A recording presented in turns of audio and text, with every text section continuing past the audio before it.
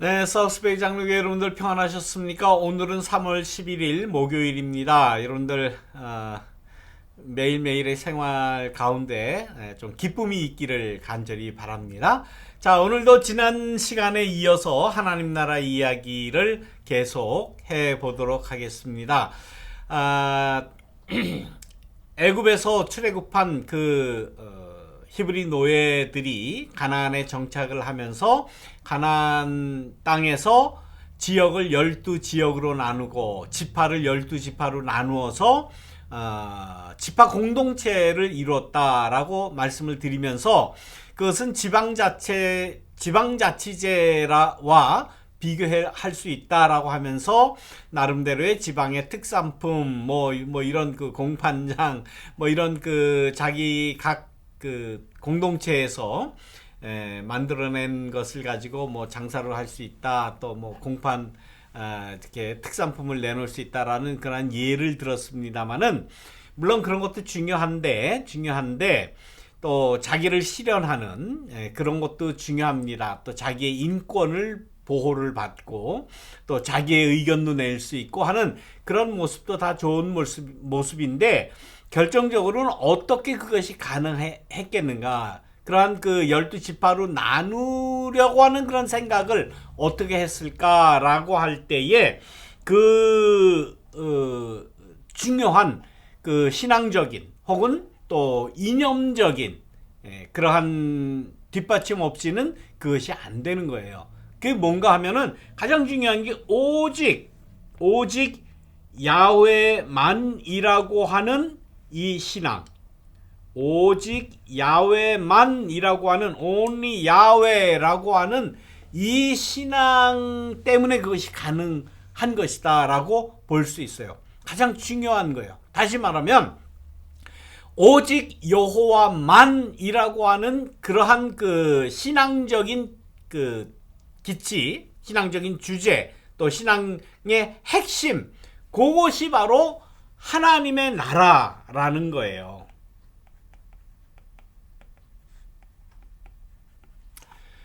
하나님 나라가 별거 아닙니다. 나중에 저 헤븐에 있는, 혹은 우리가 죽은 다음에 갈 수 있는 그런 게 아니에요. 인간의 모든 삶에서 오직 여호와만이라고 생각할 때에 하나님의 나라가 이루어진다, 이루어졌다, 이루어져야 한다라고 말할 수가 있는 거예요. 그것은 애굽에서 고생을 하고 노예살이 하던 그러한 히브리들이 야훼의 야훼 신앙으로, 야훼의 힘으로, 능력으로, 야훼의 인도하심으로 자기들이 해방을 받았다라고 고백을 하기 때문에 그런 겁니다. 그래서 앞으로 우리가 세우는 이 야훼의 백성, 여호와의 백성들은 어느 누구 인간이 지배할 수 없다. 어떤 권력자가 지배할 수 없다. 어떤 군주가 왕이든 황제든 군주든 뭐든 간에 인간이 인간을 지배한다는 것은, 이것은 있을 수 없다. 인간을 지배하고 인간에게 명령하고 인간에게 오더를 내릴 수 있는 분은 오직 야훼 한 분뿐이다라는 그러한 생각으로 이렇게 뭉쳤다는 거예요. 그래서 이 12지파가 생겨나게 됐고, 이 12지파가 지파 공동체를 이루어서 지파 공동체, 이스라엘이라고 하는 12지파가 모일 때에 이제 이스라엘이 되는 건데, 이 기간이 약 한 200년 동안 유지가 됩니다. 200년 정도 유지가 됐다. 이때에는 이 오직 야훼, only 야훼, 야훼이즘 요거 하나로 뭉쳐서 지파 공동체를 이루어 나갈 수가 있었대요. 거기에서는 오직 하나님의 주권만이 용납돼요. 어느 힘센 자가, 어떤 인간이 우리를 노예 부리듯이 명령하듯이 이거 안 된다는 거예요. 근데 그러다 보니까 그래서 이제 각 이렇게 지방 12지파에게 자율권을 주고 또 그들 나름대로의 삶이나 혹은 문화나 관습이나 이런 것을 다 인정하고 하다가 보니까 그 가나안 땅에 있는 이 이스라엘 이 12지파만 그렇게 사는 것은 고기만 그렇게 사는 거예요. 주변에 있는 다른 많은 나라들은 그렇게 살지를 않았던 거예요.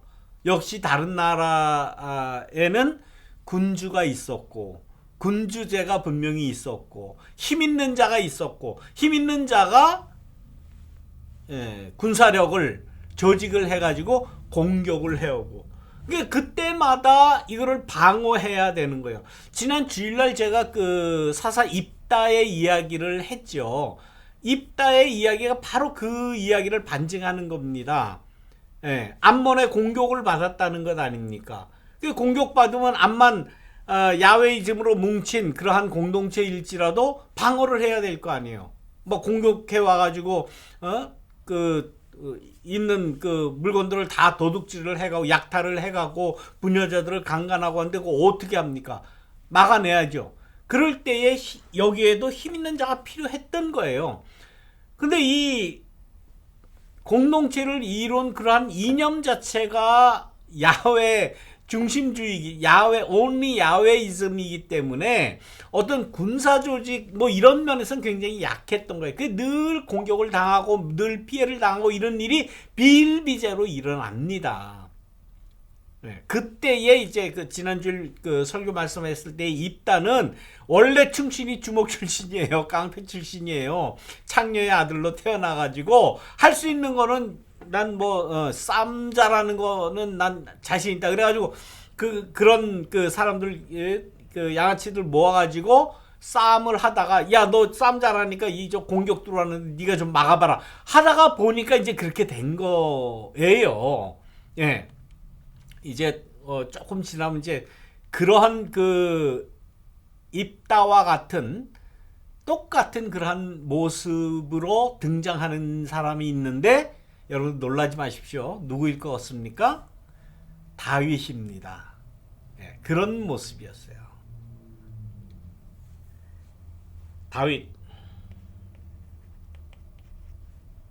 다윗이 원래 출신이 반디트라고 하는 용병, 힘 있는 자들, 싸움할 수 있는 사람들 모아가지고 나름대로 군사 조직을 이룬 그런 모습으로 이스라엘 사회에 등장하는 자가 있으니 그가 다윗이었다. 자, 이건 예방주사 놓는 겁니다. 제가 지금 다윗의 나중에 놀라지 마시라고 지금 여기까지만 하고 자 다시 돌아와서 자 다윗이 그러한 싸움꾼 용병이었어요. 밴디트였어요.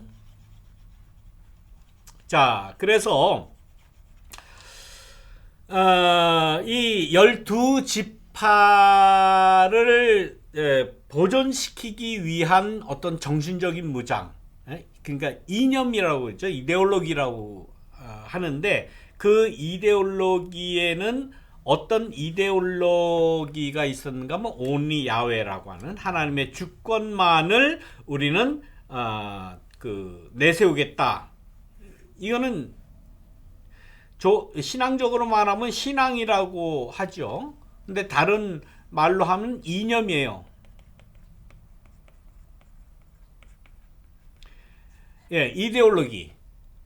이것이 이데올로기가 없으면 어떤 공동체를 이룰 수가 없습니다. 나라를 이룰 수가 없어요. 그런데 이 이데올로기는 어떤 형태로 우리 인간 사회에 나타나느냐? 일체의 인간에 의한 어떤 지배나 어떤 체제도 거부한다고 하는 정치적인 결단의 선언이다라고 이야기할 수 있어요. 이 주장은 아까 그 가나안 정착할 때에 나중에 그 혁명 가설을 이야기한 노만 고트발트라고 하는 뭐 노만 갓월드라고 이야기하기도 합니다만 이게 독일어 이름이기 때문에 이렇게 독일어 발음으로는 고트발트, 예, 영어로 발음하면 갓월드예요. 이름이 그렇습니다. 예, 이 사람이 그렇게 이야기를 한 거예요.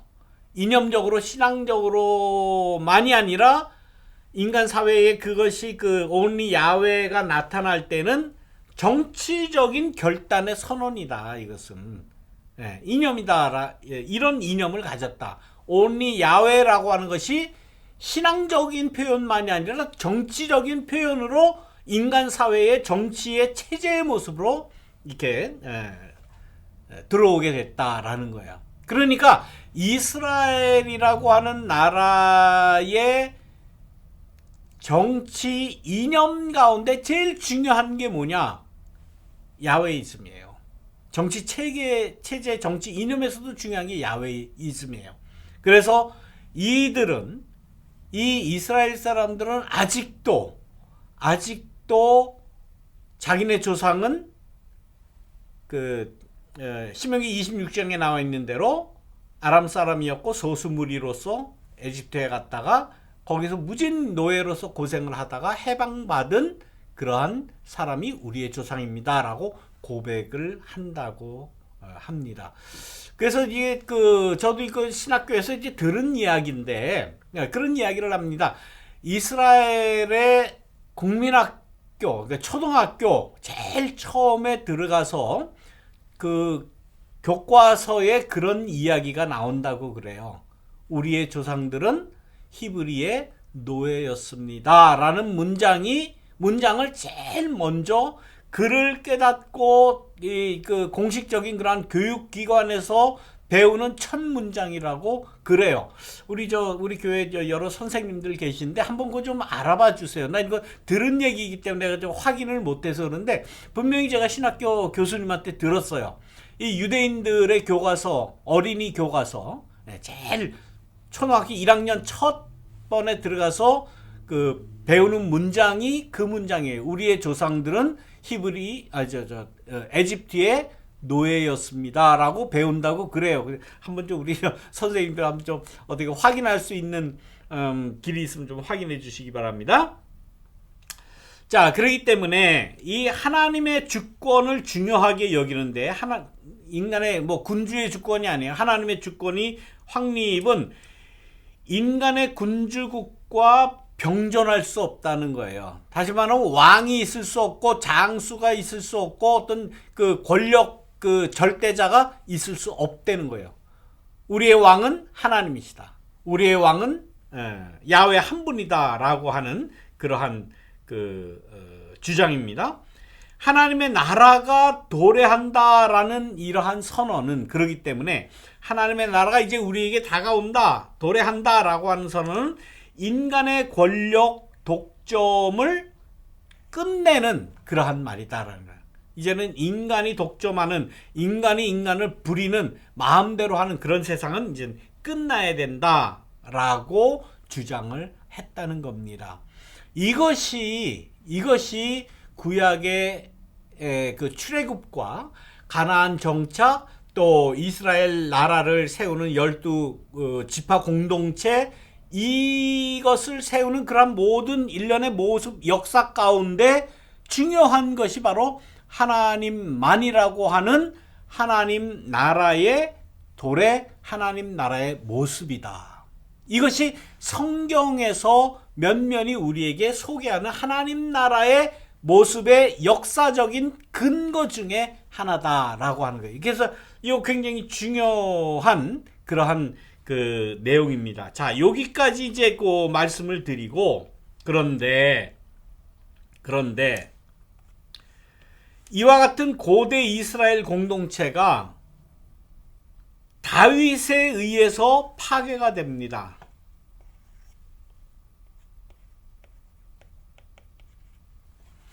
자, 여기서 여러분들 좀 충격스러울 거예요.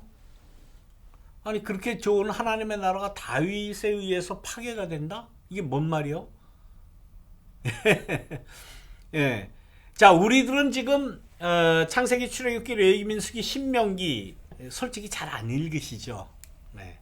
잘 모르실 거예요. 그다음에 사도행전으로 아니죠. 사도행전이란다.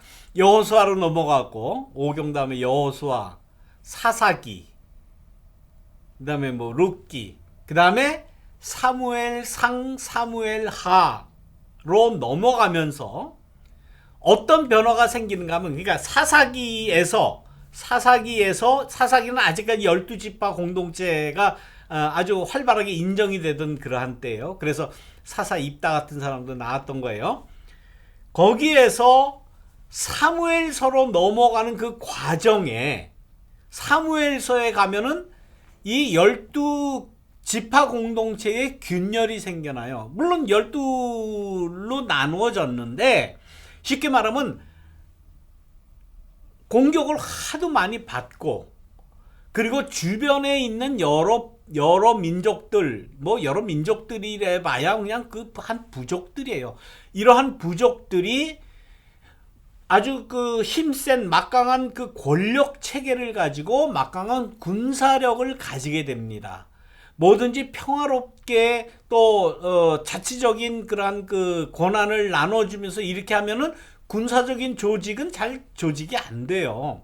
군사적인 조직은 뭔가 힘센 놈 하나가 있어야 그 힘센 놈 밑에 쪼무라기들이 이렇게 몰려드는 것 아닙니까? 뭐 어떤 조폭도 역시 마찬가지죠. 입다 같은 힘센 사람이 하나, 야, 내 힘이 이렇게 센데 힘 좀 쓸 수 있는 사람 다 모여봐, 뭐 이러면서 이렇게 모이는 거 아니에요. 그러면서 힘 자랑도 하고 뭐 이러는 것 아닙니까? 예, 그러는 거예요. 그런 이방 족속들이라고 그러죠. 이방 족속들의 공격을 워낙 받다 보니까 살기가 힘들어요. 공동체를 이루기가 힘들어요. 그러면서 생각난 게 뭔가, 우리도 군사력을 가져야 되겠다. 우리도 힘을 가져야 되겠다. 그런데 그렇게 하기 위해서는 이 자유가 보장된, 모든 지파의 그러한 그 자율권이 보장된 이 체제 가지고는 이거 견뎌내지 못한다라고 생각하는 일군의 어떤 한 무리의 군주파들이 생겨난 거예요. 그 군주파들이 힘 좀 키우자, 우리도 군사력을 갖자, 막강한 힘을 가지기 위해서는 우리도 다른 주변 나라와 같이 왕이 필요하다라고 생각된 거예요. 왕. 그래서 여러분들 사무엘상서를 보면 이제 사무엘상 1장부터는 이제 뭐 사무엘이 출생하는 얘기 쭉 나오지만, 조금 지나서 5장, 6장, 7장 이렇게 가다가 보면은 무슨 얘기가 나옵니까? 사무엘서 8장에 가서 보면은 그 왕을 세워달라고 사무엘, 그 선지자 아닙니까? 대선지, 예? 대선지, 그야말로 아주 선지자의 뭐 대표격이라고 할 수 있는 사람 아니에요. 이 사무엘에게 가서 이 군주파 주장하는 사람들이 가서, 우리 이제 지방 이 자치제 가지고 우리가 살 수가 없어. 우리 이러다가 다 죽어. 그러니까 우리 왕을 세웁시다. 절대적인 권력을 가진 왕을 세워서 이 나라를 세웁시다. 뭐 다 좋은 이야기죠. 다 좋게 우리 살자고 하는 이야기고, 우리 생명 보존하자고 하는 그러한 의견이지요. 그래서 이 사무엘상 8장에 가면 사무엘은, 그러니까 5장부터 이제 그 이야기가 나오는데, 사무엘은 그 군주파 사람들에게 많이 경고를 합니다. 야, 너네 우리 조상들 애굽에서 고생한 거 벌써 잊어버렸어? 왕을 세우면 그렇게 돼. 왕을 세우면 그 왕이 뭐 무지막지한 세금을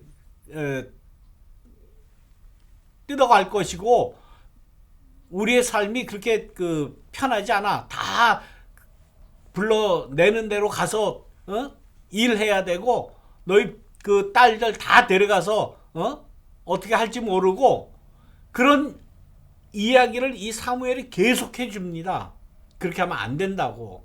우리의 이 지파 공동체의 이념이라고 하는 것은 온리 여호와만 우리를 섬길 수 있다고 하는데, 왕을 세워놓으면 우리가 또 왕을 섬겨야 된다. 그건 안 된다라고 아주 그 강하게 몇 번에 걸쳐서 경고를 합니다.